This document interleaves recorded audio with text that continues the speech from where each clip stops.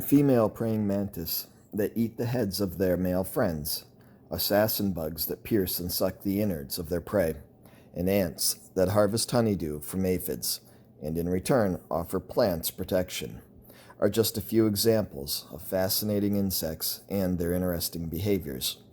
Entomology is the branch of biology that is the study of insects. Entomology is important in horticulture because growers can use their knowledge of insect biology and behavior to help manage insect pests and encourage pollinators and other beneficial insects. Describe the anatomical structures of insects and their functions. Summarize each step of an insect's life cycle. List the ways pheromones and other allomones influence insect behavior. Explain the taxonomic hierarchy of insects. Describe the methods for collecting and pinning insects.